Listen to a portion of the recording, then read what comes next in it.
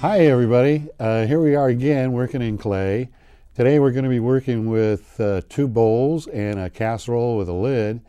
And as a matter of fact, the first bowl that I'm going to be showing you is such an easy thing to make that people think, oh my God, that's just too easy. It just doesn't seem like it's worth anything. However, I've seen these bowls sell for, 45, 50 bucks a piece, done by students. And so there's no reason why people shouldn't learn how to do it. So I'm going to go right ahead and show you how to do that. What we do is I've got this clay over here in a slab. And I have to jump up here a little bit for a second. Oops.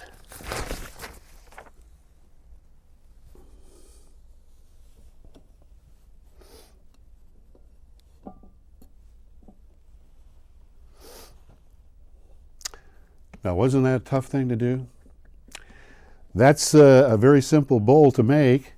It's not totally done yet. I'm going to show you another little process that we do in order to help make it so it's a nice flat surface, so when we put it on a table, it's not going to want to rock back and forth. So what we do is I take a little bit of coil, which I have right here, and I make a little measurement around like so,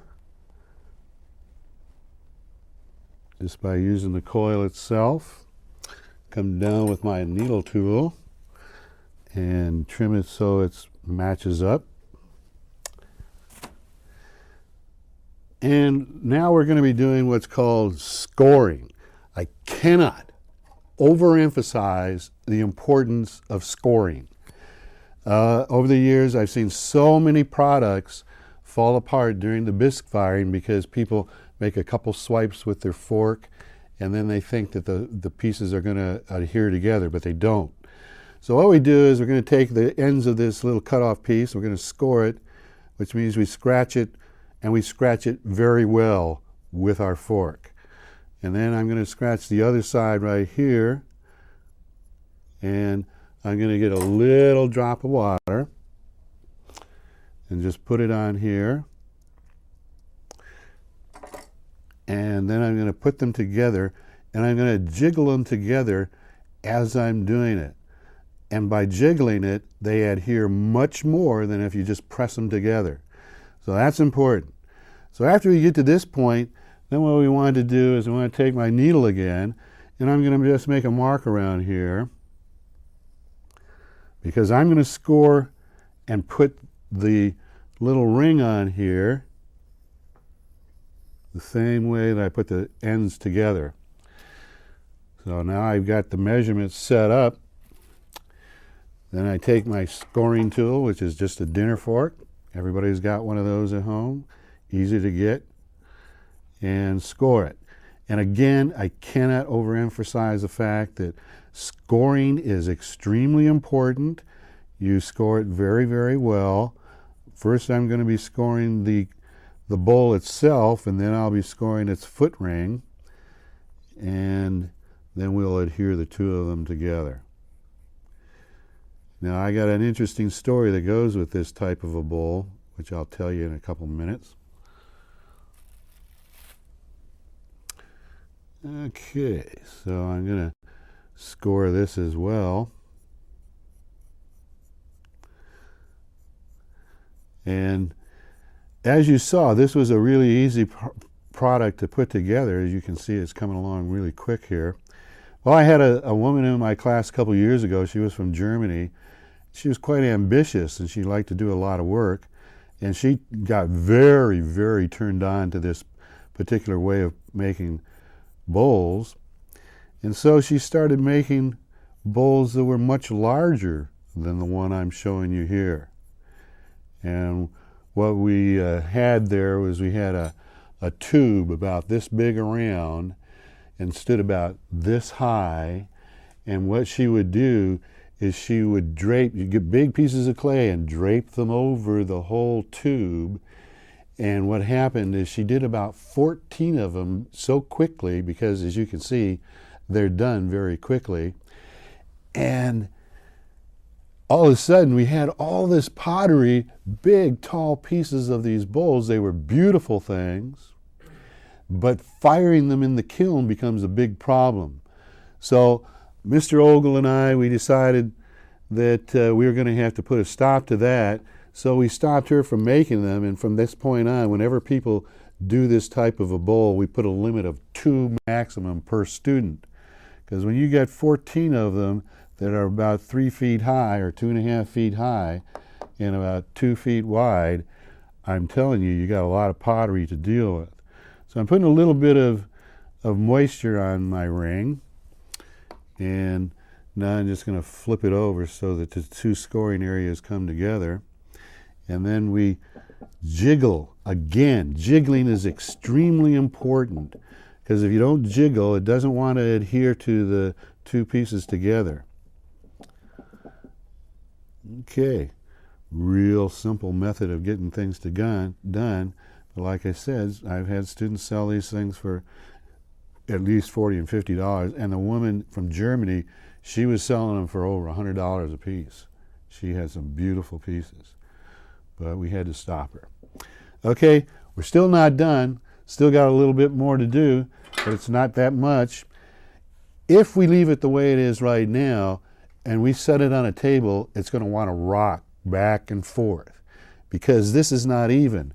Real simple way of dealing with it. We set a bat on top of it, and this is not the type of bat that flies through the window and sucks your blood. This is a bat that's used in ceramics. It's just a piece of masonite with 2 holes punched in it, and this wheel head has 2 knobbies on it, and that way when we put it down on there, then we'll have a centered piece of clay, and when we take it off, we just bring it back and we put it on again, and it's centered as well, which is a really easy way to deal with the making pottery. So all of a sudden, in that short period of time, we've got a project that you can maybe sell for about $40 or $50. So I'm going to be setting up another situation here in order to show you another method of making a bowl, and then we'll go on to our casserole with a lid. Okay?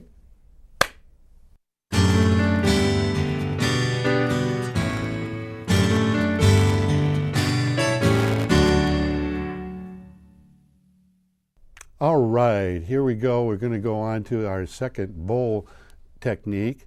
And what I have here, this is actually a wheel thrown bowl. But what we're going to be doing is we're going to be using it as a mold. I'm going to be cutting some clay strips out of my clay down here, and we'll be laying them inside the bowl. And because this bowl is bisque fired and not glazed fired, it's very porous and will absorb moisture from the clay, and then the clay wants to release itself from this mold. While on the previous one we had the clay is moving towards the mold when it shrinks, and so this is a safer way to deal with a product, because if it gets a little too stiff and shrank a little too much, well, it's not going to shrink to the mold and crack itself. It's going to shrink away from the mold and release itself. It's a really neat way to make a bowl. So what I'm going to do here is I'm going to be making some strips, and I'm going to be talking to you about different ways that we can do things in a mold like this.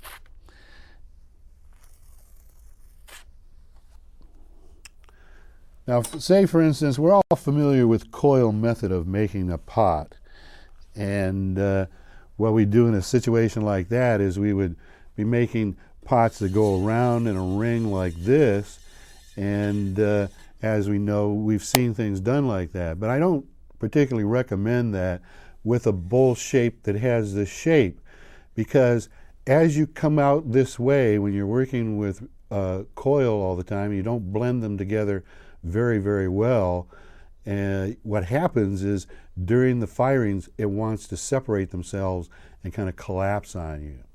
So when we're doing a bowl with this basic wide open mouth, what we can do is we can take strips of clay and lay them inside the mold like this, and then we can take another strip of clay and we can come along next to it. But before we do that, what I'm going to do is I'm going to go back to scoring. Scoring again, super important, if we try to put these two pieces together without scoring, it's a good chance they're going to separate and fall apart during the firing. So I've got myself even a better tool for scoring. This particular tool is an onion slicing aid, and you stick it in the onion, and then you slice between the pieces of wire. But in this case, I can cover a lot more area and score much quicker with this particular tool than I could if I was just using a fork. So it goes faster.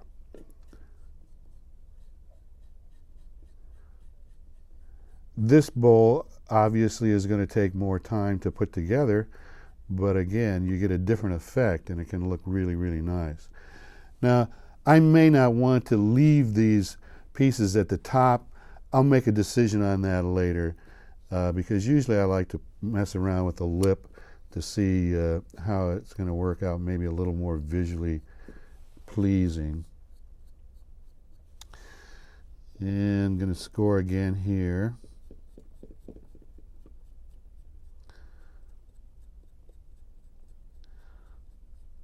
Always better to score a little too much than a little too little.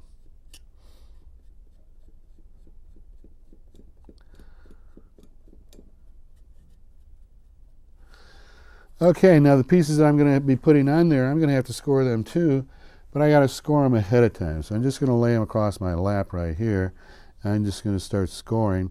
This is actually, what you're seeing me do here will be the bottom side, because I'm going to be putting it on top of the other one. But you can see how much quicker my scoring goes using my onion slicing aid.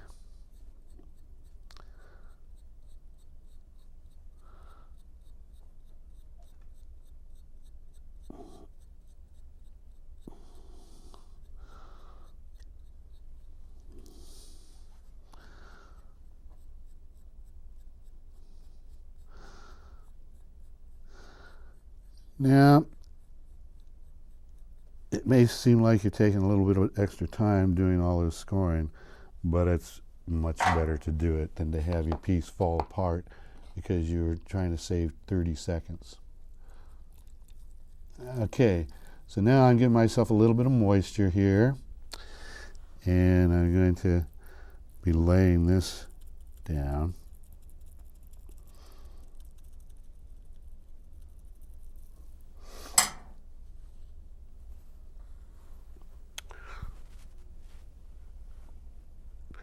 But before I do that, I'm going to do another piece.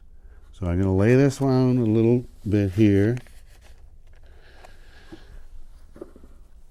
And I'm going to score another piece, and there's a reason for that, and I'll explain that in a minute.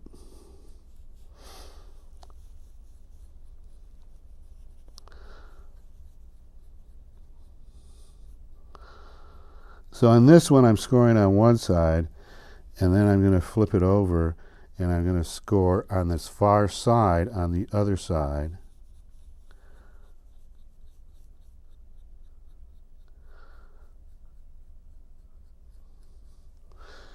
Okay.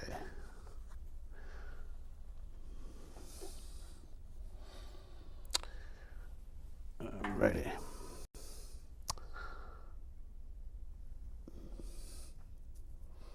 A little bit of moisture here.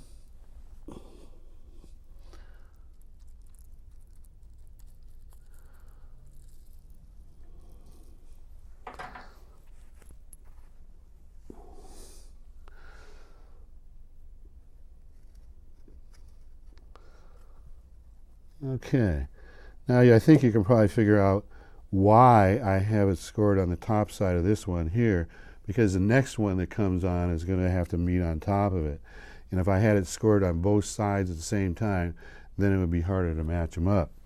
Now, because this area that we're adding together here is going to be twice as thick as either one of these, I'm going to, as I blend them together, I'm going to press them down in that area, and I want to thin down the clay at the same time that I'm pressing them together, because it's obviously twice as thick as the other strips are by themselves, And by doing it this way, I'll be evening it out to a large degree.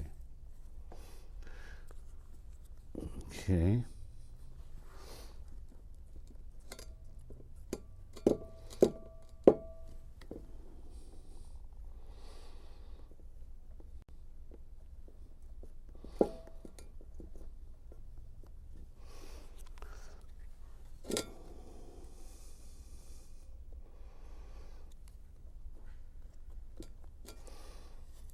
And I'll be smoothing them with my kidney, and this is primarily what the kidney is used for in hand-built ceramics, is smoothing out the clay.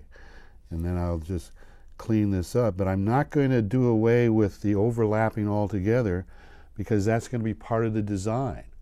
So here we go again. I'm going to do the similar thing with another piece of clay here. And so this one again will be scored on one side and then flipped over and scored on the other. And I'm not going to worry about this area here for a while, because like I said, I'll make a decision on that later.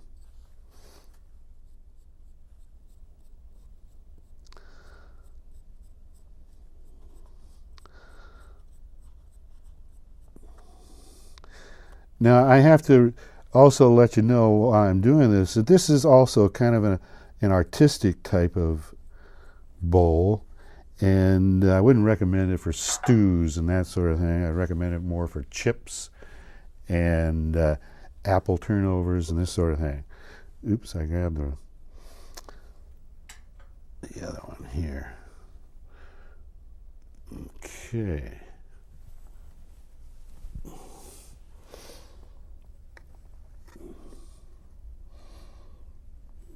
Okay, now I'm going to blend these areas together as well.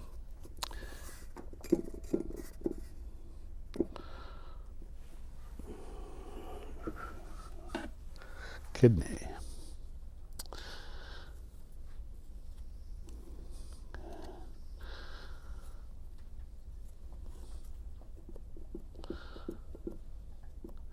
Now I'm also going to be wanting to put a ring on the bottom of this one like I did with the previous one, but I'm going to have to wait a while. You can't put them on until this stiffens up. Usually in the classroom it would take about 4 hours for it to stiffen up, and so we're in a process of just constructing it at this point. And now I'm going to be adding another strip over here.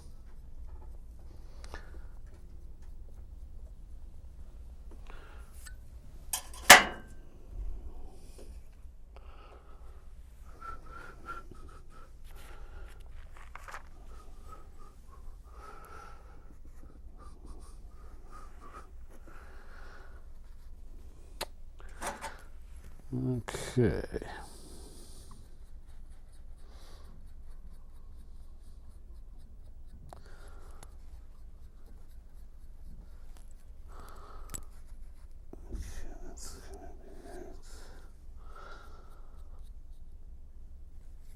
Oops.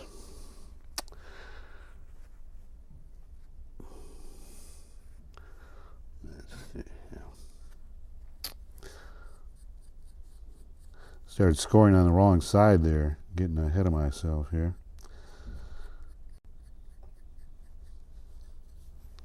Because we're going to need to put probably one more slab piece on here. Okay.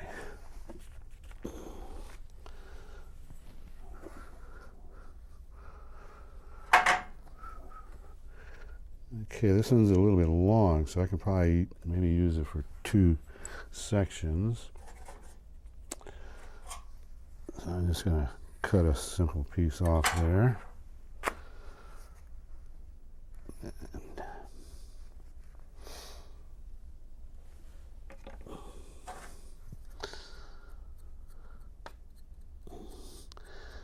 Yeah, you're getting a real exhibition on scoring here. Score, score, score. But like I tell my students, this is one of the most important things that you can do. interestingly enough, I had my own son in my class a couple years ago, and during my demonstration before the class, he says to me, well, my high school teacher never had us score anything when we were putting them together. Why are you making us do it? And then I said, which was the truth, well, where are all these pieces? I never saw any of those pieces you're telling me about right now that you made in your class in high school. And he just looked at me with this dumb look, and the truth was they all fell apart because he didn't score them right. So here we go. Okay. A little water again.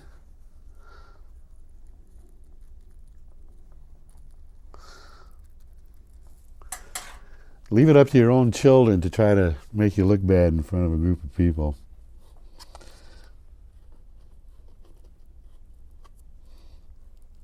But he's a good kid. Just likes to... He's got a argumentative side to him, which is... Okay, we're getting close now. Pressing these all together. It looks a little rough now, but we can come back and smooth all this back out. And let's see how this one's going to work. Yeah, that one's going to work okay on this side. So I'm going to be adding this one, but it's only going to be scored once, just this one side.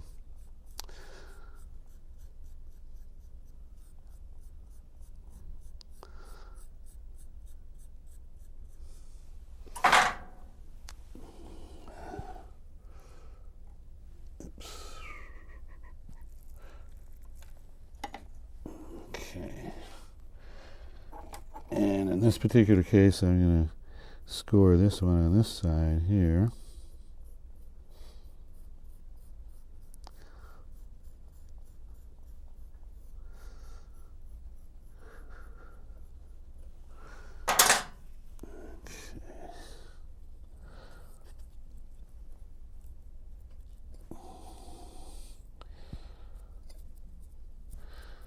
Okay, now I had to kind of flute it up in here. Now, that could be a real nice thing, ultimately. You may want to leave it there, or I could just cut it down on a curve and reattach it. But I'm going to leave that little flute there, and away we go.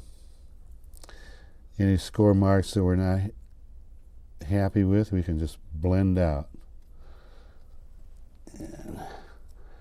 And I'll be turning it over later to put a foot on it, but you've already seen a foot put on, so we won't need to do that with this particular one. One more piece of clay and we'll be on our way here.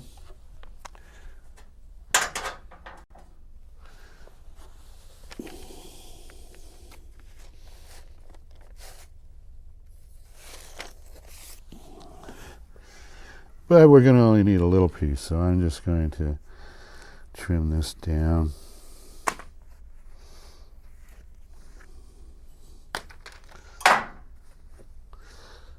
Right in here, and we can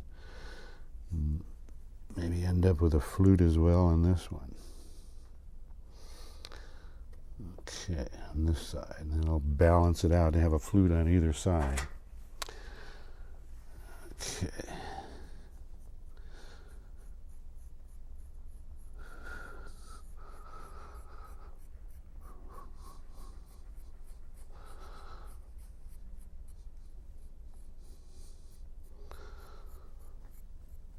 Okay.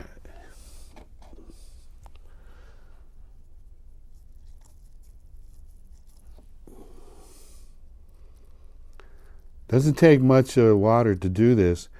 And one of the interesting things about this particular situation is, years ago when I studied and first started doing ceramics at Eastern Michigan University, we were taught to use not just water, but what's called slip, which is a combination of water and clay together mixed into a slurry. And it worked pretty well. And for about 15 years ago, I had a sabbatical over at San Jose State working with Mr. Middlebrook. And he said, well, I was taught the same thing too, to work with slip. But when I bumped into another teacher that taught me something else, and he said just a little bit of water, just a few drops of water, actually worked better. And he explained it this way.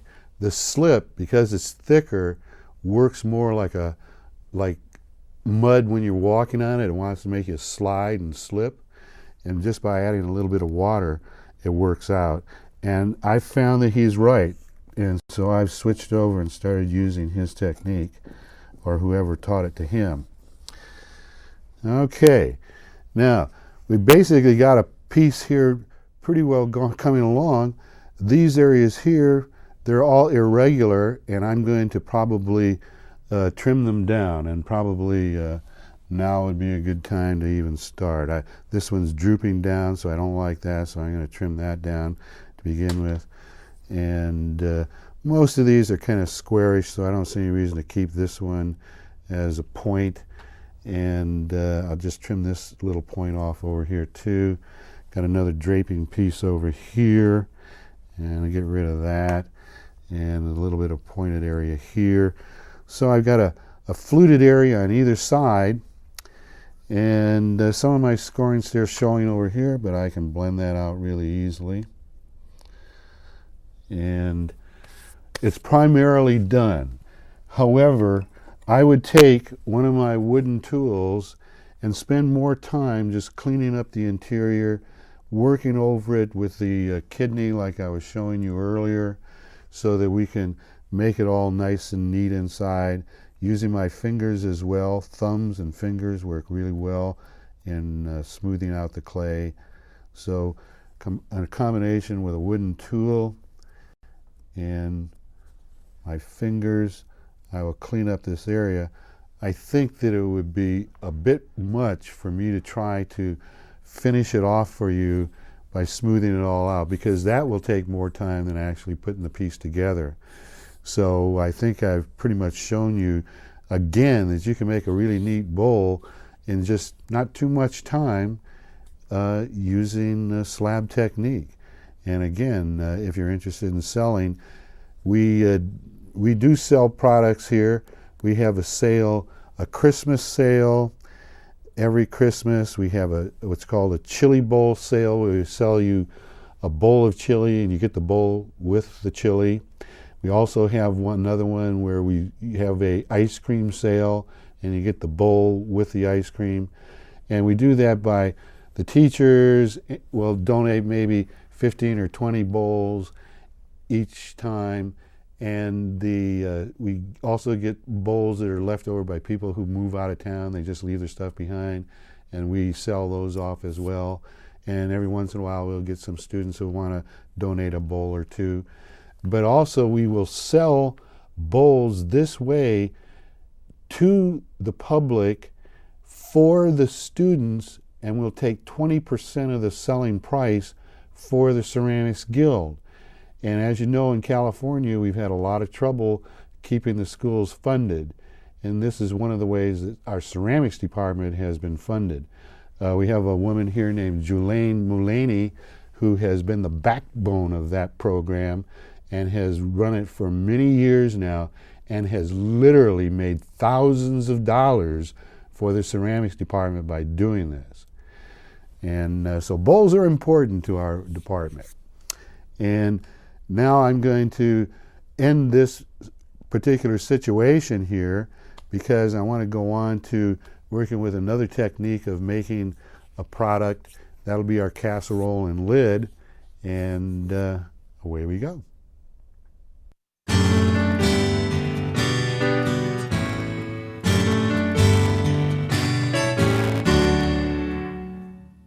All right, here we go again, folks. This time we're going to be working with clay off of the potter's wheel rather than a hand-built situation. And I've formed the clay into a ball shape, and I do that on purpose because it's obviously more easy to center a piece of clay and make a pot out of a round piece of clay than it is to make it out of a square piece of clay, which is the way we buy our clay in bags.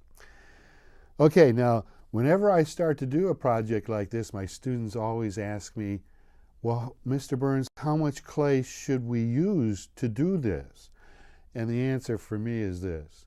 I really think you should use more clay than you think you're going to need. When you're first starting out in ceramics wheel throwing, you invariably will lose clay one way or another when in the process of throwing. So what we do, even if you're throwing very well, you can always trim clay off the top if you feel that the pot's got too much clay in it. So that's the reason I recommend you use a little bit too much. Okay, so here we go. I'm going to start my wheel now, and the first motion that I'm going to do is I get my hands nice and wet, and it's a downward motion because I'm trying to adhere the clay to the bat. If you don't adhere it to the bat to begin with, it could slide off and cause you some big problems. So that's what I'm doing at this point, pressing it down, and I press it down into what I call a pillbox hat shape. And because we're going to be making a casserole, I want to have a fairly wide bottom on the bottom and then straight walls coming up.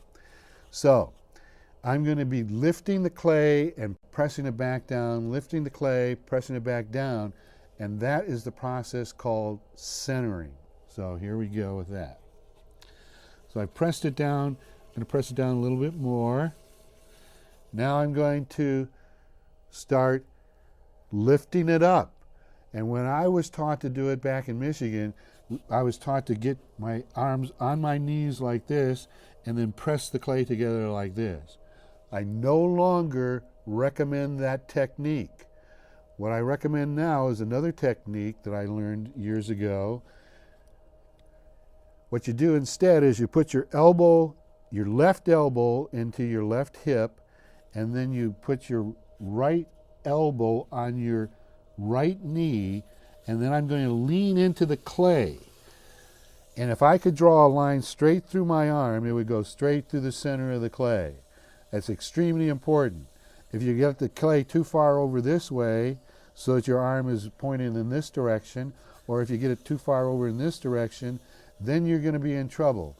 The reason is because when you use it this way, I use my hip bone to press the clay forward. And that way I don't have to use any muscle power at all. While if I were doing it the older way, I'd have to use my biceps in order to lift the clay up into this cone-like shape. Now another thing that I was taught in Michigan was you always should get rid of the opening that forms in the process of lifting up the clay. And I found over the years doesn't make any difference. As a matter of fact, I use it to my advantage. So I put my left hand thumb inside and I brace the clay on the far side with my right hand, and then I start pressing down again, and that's called centering. This is part of the process of centering.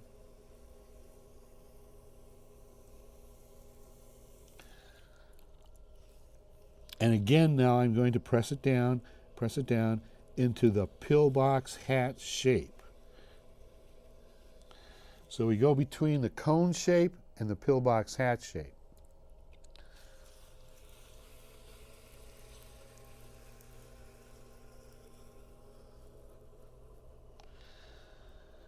Now oftentimes when you're doing this, the clay will have a little bit of a bump at the top, and sometimes a radical one. Well, this is the case, I've got lucky, and so there's very little of it, but it's a clue. The clue is if you have a little bump that makes your finger go up and down as the wheel turns, that means the clay is not centered very well, and you need to push it down a couple more times. So I'm going to push it down again.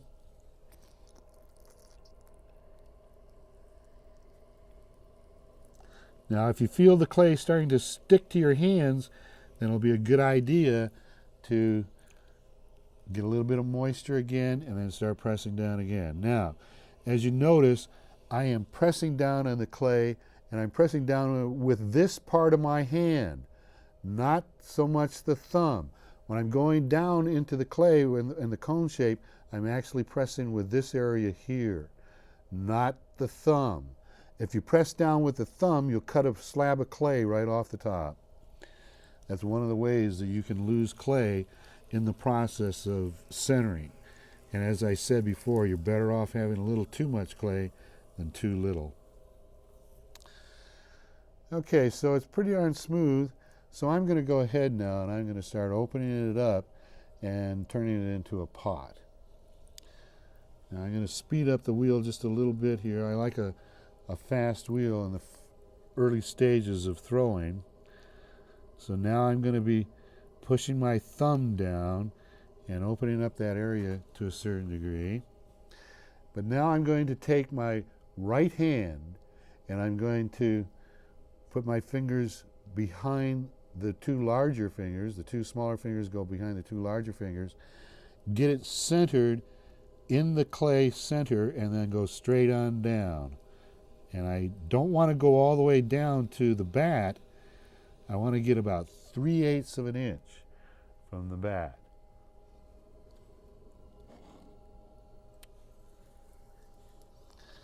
Okay, at this point, now a good thing to do is to stop your wheel, pick up your needle, and then you can put it down through the center of the clay, and it tells you how thick the bottom is. Now, in this particular case, it's just about perfect. It's about 3/8 of an inch. That's what I like to have, 3/8 of an inch. And so, start up my wheel again. Now, in this particular situation, as I mentioned earlier, I want to have a flat, wide bottom. One of the worst things you can do when you're first starting to do wheel-thrown ceramics is to have the wall come down like this to a small bottom. And the reason is this. If you do that, you're in the process of trimming the clay on the outside, because you can't have it more than about 3/8 of an inch thick. You really shouldn't. Well, if you did do that, then you're going to have a bottom about that big around, and then it's real tippy. You have problems with that. So, here we go. Now, I'm going to be using this finger here as the primary finger that's going to be shaping the bottom, and I'm going to pull it directly towards me. So I'm pulling it directly towards me, opening up the clay.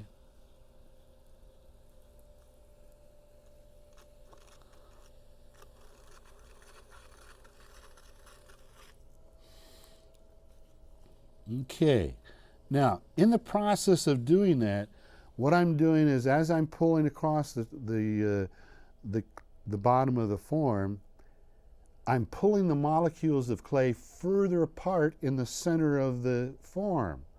So it's important, before you start finishing off the pot, to take your finger and move it back towards the center of the form, and that way what you're doing is you're recompressing the clay bottom.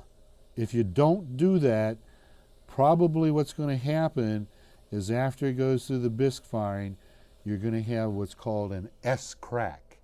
And the S crack is caused by the fact that the molecules in the center are further apart than they are towards the outer edge of the form. A very, very important thing to do, or otherwise you'll be losing a lot of pieces that way.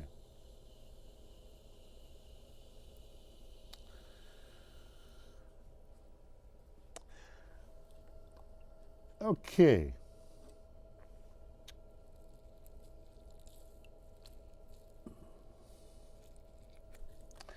Now what I'm going to be doing is I'm going to be taking my little sponge here, and I'm going to be using the sponge as, it's almost like kind of a lubricant in a sense, because I find that more students will do better if they have a piece of sponge like this, and because it smooths it out and makes the clay work for you better. Okay, now this finger is going to be the primary finger that's going to be lifting the walls of the clay. This finger will ride right above it, so that I'm going to be holding it like so, and on the outside, and then I'm going to be lifting the clay. Don't go too fast. You want to come up slowly, because you want to have at least a revolution of the whole form for about 1/4 inch of the distance that you're bringing up your hand.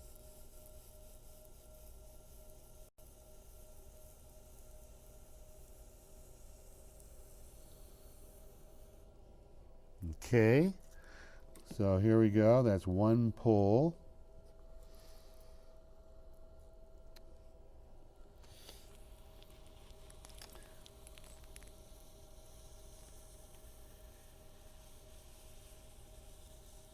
Okay, now I'm feeling it starting to stick to my inner hand a little bit. So I get a little bit more water on here. A little more. You don't want it to stick to your hand or you may change its shape and cause a tear. Okay, now one of the things that I've had people a lot of times do when they're just beginning out in wheel throwing is that what they like to do is they want to get a lot of height.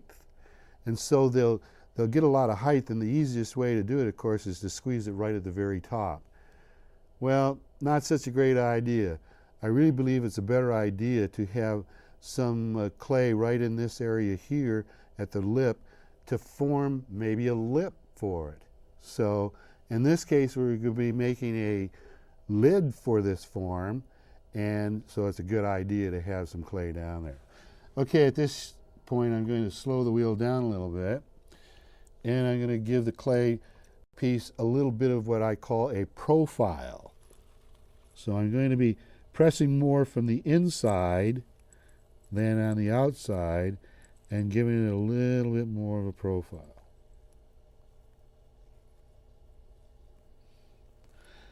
All right, now that's a nice little casserole shape there. Sometimes if you want to, you can coddle it back in a little bit, but this one is not that big and I don't see too much of a problem like that, but this is the way you do it. Now, what I want to do now is I'm just going to give it a little bit of a design shape here, but now comes a real critical part, and that critical part is making a little ledge in here for the lid to set on after we create a lid. And so I'm going to be coming down here with my thumb and forming a little bit of a ledge like so. So now I've got a little bit of a ledge, and I'm going to soften the lip. I don't like to have a real sharp edge to a lip up here, because I've found that if you do that, you're running a chance of ending up with a crack forming on the edge. Because when you have a real thin lip edge, it's so thin that it wants to form a crack. And believe me, I've learned that the hard way, because I used to like to try to make real sharp edges on my forms, and I found that I was just giving myself problems. Okay, now what we're going to do is we're going to take this tool here, which is a pair of calipers, and we're going to make a measurement. We're going to make a measurement of the width of the form, just the ID here, that will come out to the edge of the lip that I formed in there. A little bit more. And that's going to give me my measurement for my outer edge of my lid. So at this particular point, I would consider this pretty well finished, except for one thing. I want to trim just the edge of it a little bit on the bottom, and we could just call that cleaning it up. So I'm just going to take a little bit off of here. And in order to do that, I have to take this section off. And then I come in with this tool. This is my favorite tool for wheel thrown ceramics. And stop my wheel and come down like this very carefully and pull the clay away from the, well, I'm going to have to do it again. This clay is a little bit wet, so it's wanting to adhere to the form again.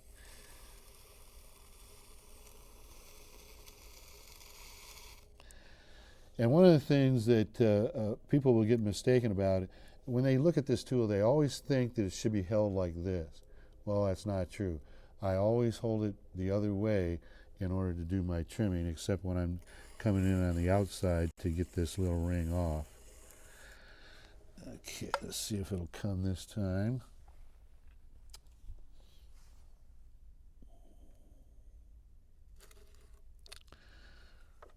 There we go.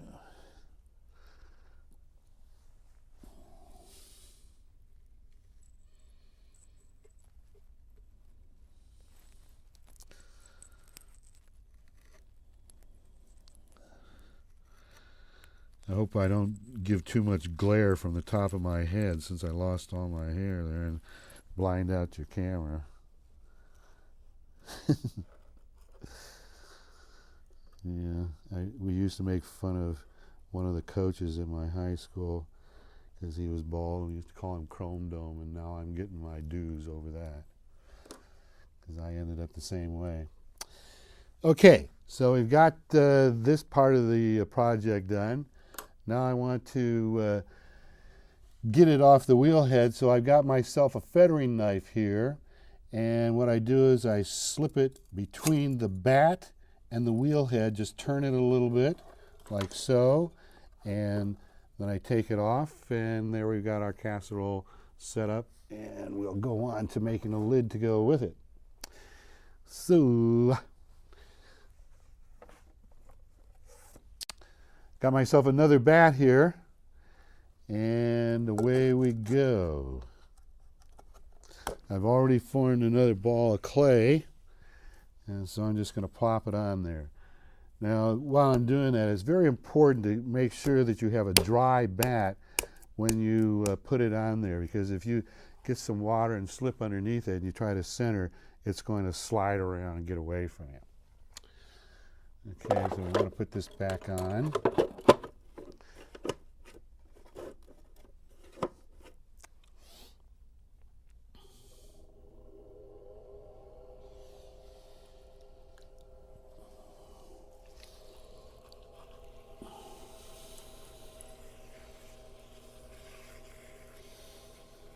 Primarily start off the same way. Initially I'm pressing primarily down, adhering it to the bat, and like I said before, I think it's important for you to use more clay than you need, so I've done that. I can easily trim it off the outside later on, so that's just a policy I have. Okay, I'm also going to center it the same way that I did the other one, because I'm going to throw a handle on the top at the same time that I form the lid. But you don't have to do that. You could just flatten out a piece of clay, or even take a slab of clay and make a little hand-built handle for it, and you can make handles that look like little animals, like squirrels and dogs and this sort of thing, which I've had people do.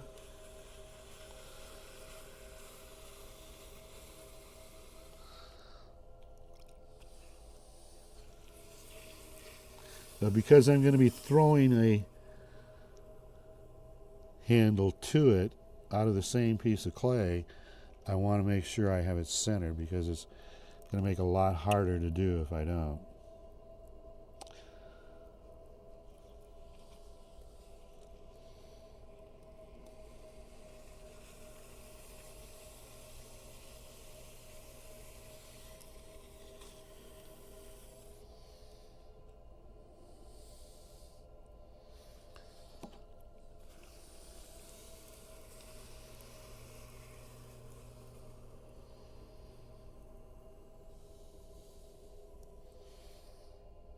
Pretty darn smooth, so we're probably going to be okay.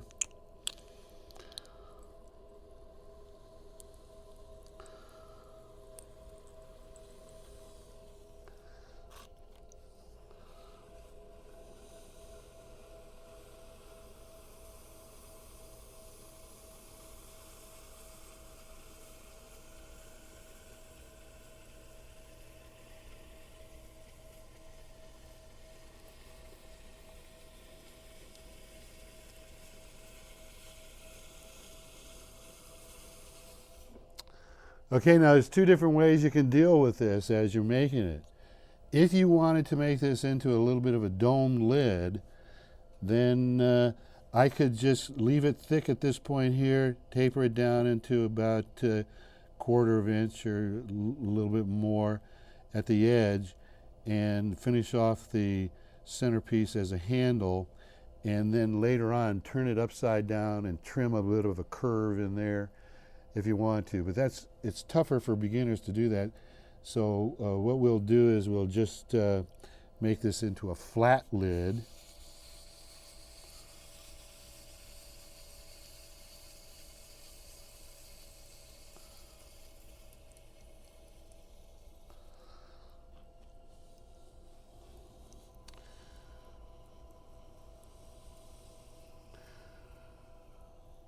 Okay, now I know that I'm going to have more clay up here than I need. So before I go too much further, I'm going to grab my needle and I'm going to trim some off. And I don't want people to think that you always have to have tons and tons of clay, but I prefer to have more than I need. And okay, so speed it up again because I'm going to continue to spread it out some more. And again, I'm going to do it by pulling directly towards me.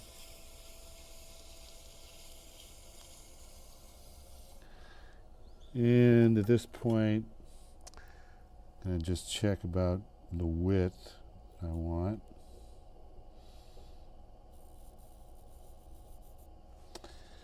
So I'm going to trim down like this. Now, I'm still going to flatten it out some more, but that's the basic place I'm going to end up. So I'm going to take this ring off because I've got more clay than I need. Like I say, I always like to do that because I'm not really sure every time exactly how I'm going to do a project. Okay, again, the clay is sticky, so I better come down with my tool.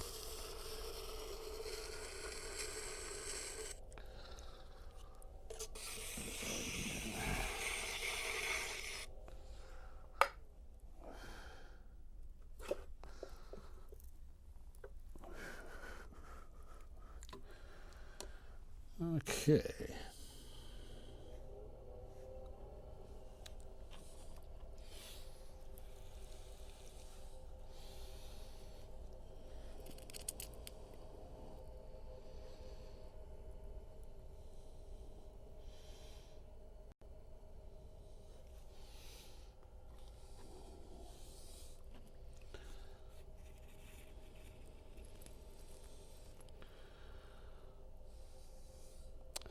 Again, soften the lip.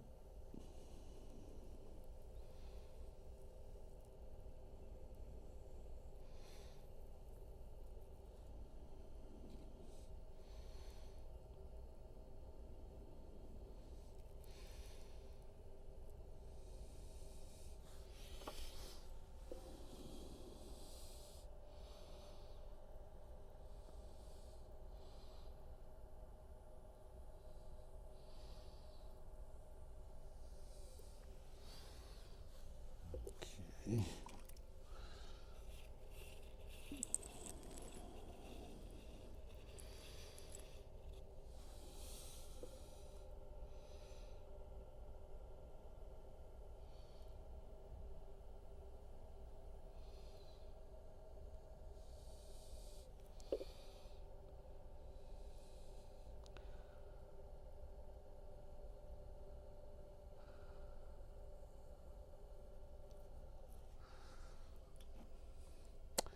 Okay, then I come back with my calipers again, but I'm going to slow down my wheel a little bit.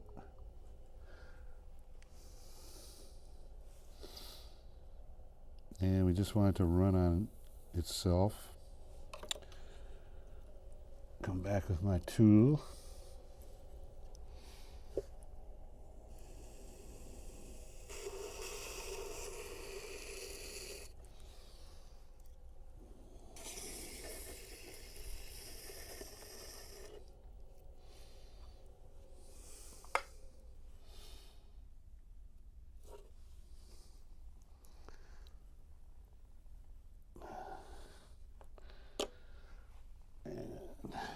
spin it one more time here. Whoops. Every once in a while you'll have that happen to you. The clay can grab your sponge out of your hand.